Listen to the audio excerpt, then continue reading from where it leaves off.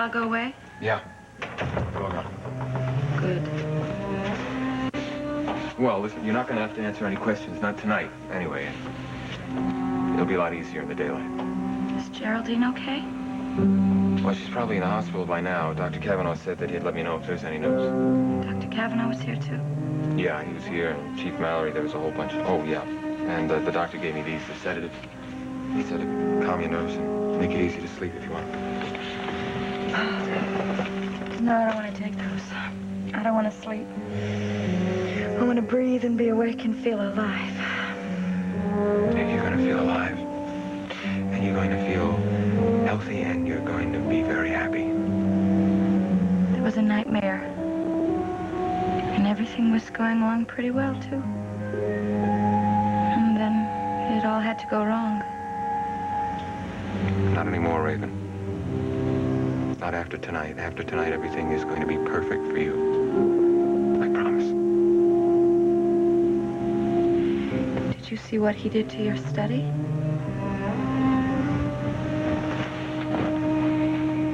He saw that it was locked and thought there might be some valuables in there and blew the lock off.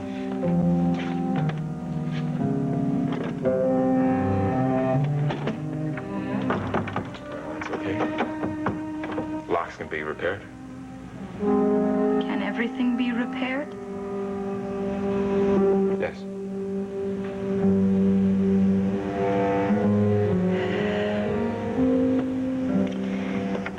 I think I will take one of these. There's a lot I would like to forget. No, you were right, Raven.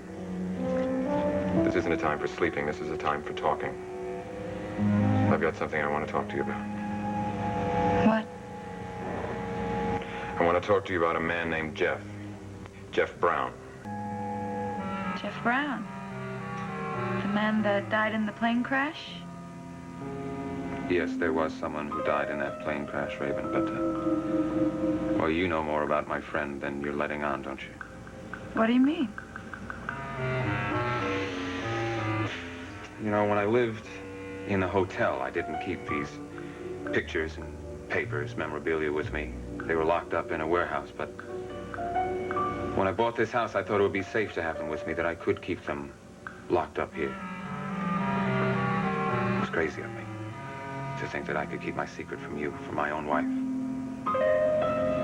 It wasn't hard with Martine or Gunther or dear old Aunt Geraldine, the aunt who isn't really my aunt. So it's true. Oh, you knew that, of course. You've known it for a week or so. Ever since you got into my sanctum sanctorum and saw that photograph of me and Jeff. And that shrewd little brain of yours began to click and put two and two together. What was it that finally did it, Raven? Was it the scar? Yes.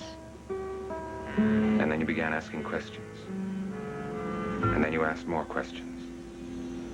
Until finally you knew. You know who I am, don't you, darling? Well, I didn't know what to do. I love you, and I didn't know who you were. But you do know who I am. This is me. The man that you married.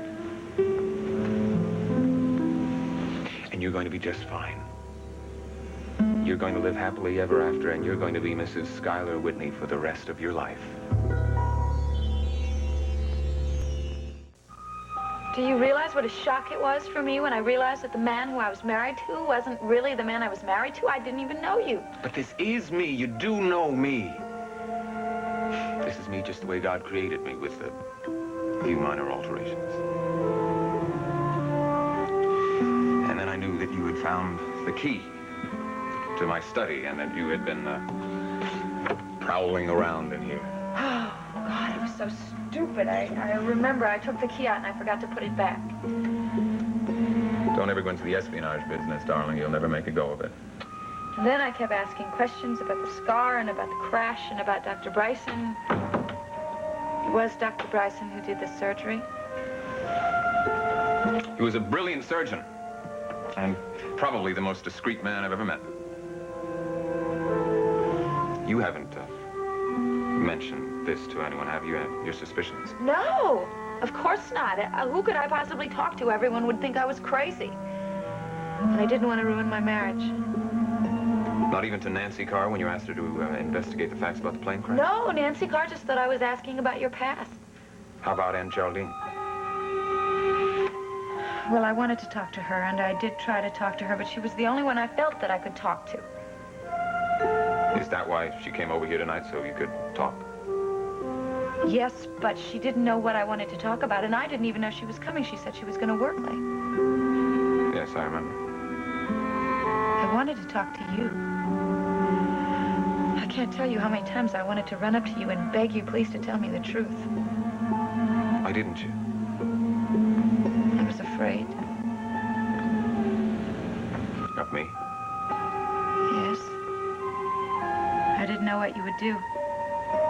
And I didn't want to risk my marriage and lose everything I had. Just as I didn't want to lose everything that I had. Including you. Well, tell me. Tell me the story. How did you become Schuyler Whitney?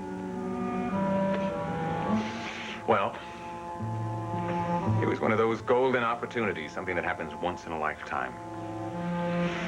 It was the chance to become everything I'd always wanted to be. You always wanted to be Schuyler Whitney? No. I despised the original. He was a sheltered, greedy, pompous, self-important child. Oh, but he had one marvelous attribute, Raven. He had money. He had great stacks of money. Huge pyramids of money. Enormous skyscrapers of money. The man was as rich as Croesus. You wanted to live his life? No. I wanted to live my life. Jeff Brown's life in here. And in the study? Yes. It's very perceptive of you. I wanted someplace where, well, Jeff Brown could really live, where he could relax. That's why I had pictures of friends, old letters, my high school yearbook, things like that inside. Links with my past. No, it was tough to give up that place for this one. I remember the first time I saw it. Where? Switzerland. Sky was there for 3 months. He had time to kill. We had a lot in common. We were the same age, same height, same general build. We both loved to ski.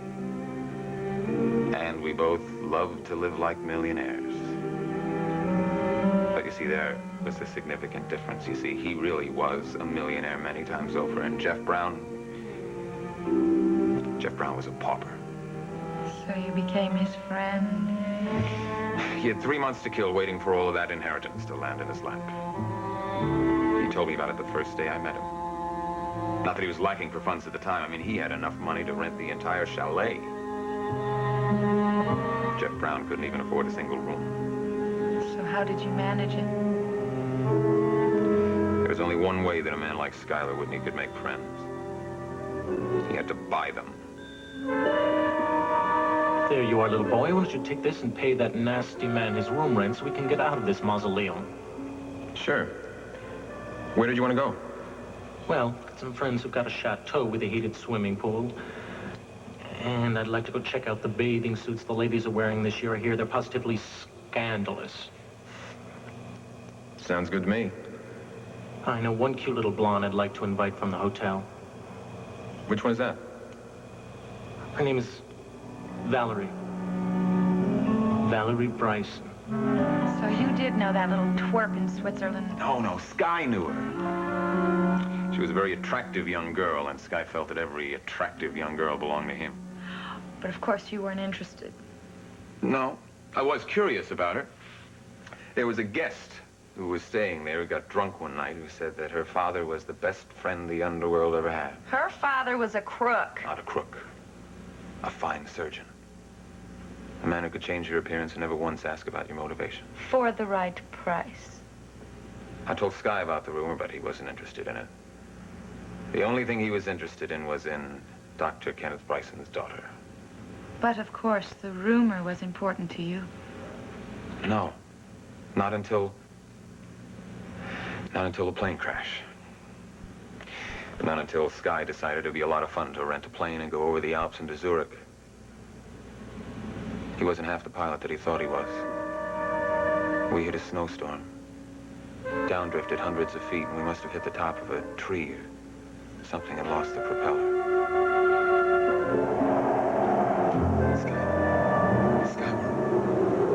Sky, where are you? Sky, where are you? Sky.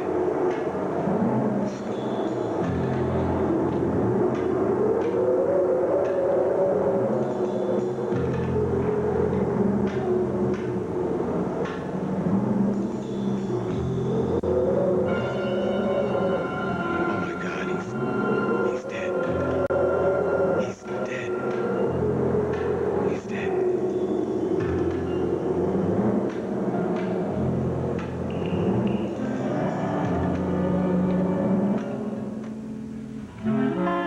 He was dead, Rib.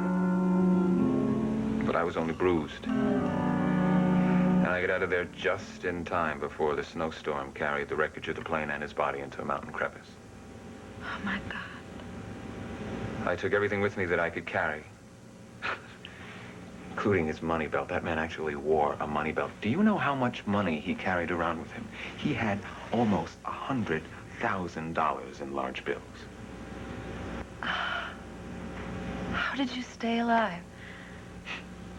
I think it was the money that kept me alive. I mean, I couldn't eat it, but it did keep me warm. And then I searched around until I found an empty Swiss guide's cabin. And I stayed there I don't know how many days trying to think of what I was going to do next. And then I got my idea. I knew what my next stop was going to be. It would be Lucerne and the clinic of Dr. Bryson.